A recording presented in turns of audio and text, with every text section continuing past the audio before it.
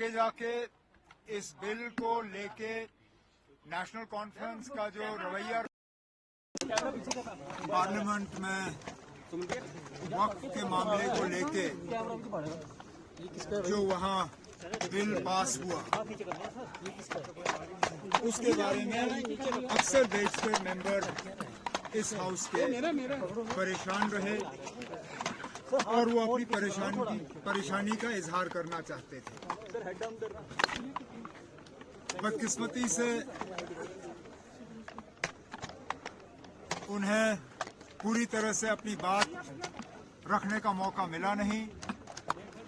वो चाहते थे कि हाउस में रह के वो जम्मू कश्मीर की आबादी की जो अक्सरियत है उनके जज्बातों की तर्जुमानी करें।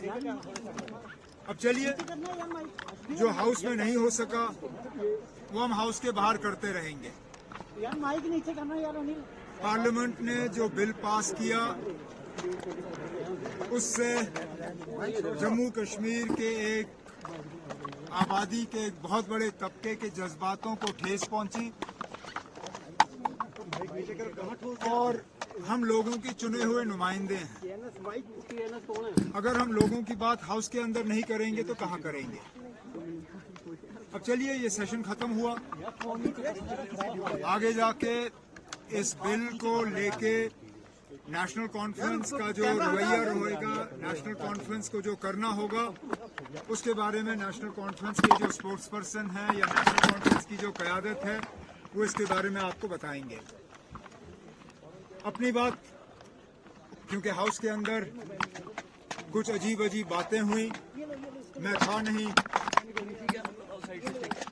लेकिन मेरे खिलाफ आज वो लोग बात कर रहे हैं जिन्होंने बीजेपी की गोद में बैठ के दूध और टॉफी की बात की, जिन्होंने बीजेपी की गोद में बैठ के जम्मू कश्मीर की तबाही की। हाउस के अंदर उन लोगों ने मेरे खिलाफ इल्जाम लगाया जिन्होंने क्रिकेट बैट बांट के यहाँ के नौजवानों को गुमराह करके उस वक्त के होम मिनिस्टर के प्रोग्रामों में घसीट के लिया। आज हमारी अगर ये हालत है तो ये उन लोगों की बदौलत जो मेरे खिलाफ उंगली उठाने की बात। ये सही है कि 2 दिन पहले मैं अपने वालिद साहब को ट्यूलिप गार्डन ले गया था। ये इत्तेफाक की बात है कि उस वक्त एक मरकजी वजीर मौके पे मौजूद थे। हमारी वहां हेलो हाई हुई, उन्होंने मेरे साथ तस्वीर खींचना चाहा तो मैं क्या इनकार करता, मैं क्या बदतमीजी करता। उन्होंने तस्वीर खींचना चाहा, मैंने उनके साथ तस्वीर खींची।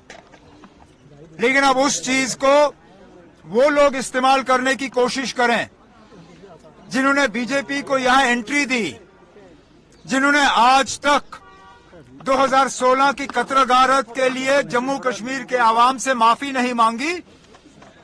मुझे लगता है ये सरासर गलत है। उनको पहले अपने गिरेबान में झोंक के देखना चाहिए कि उनकी क्या हरकतें रही, उनके बीजेपी की क़यादत के साथ क्या रिश्ते रहे, उन रिश्तों का जम्मू कश्मीर को क्या खमियाजा भुगतना पड़ा, उसके बाद मेरे ऊपर उंगली उठाएं।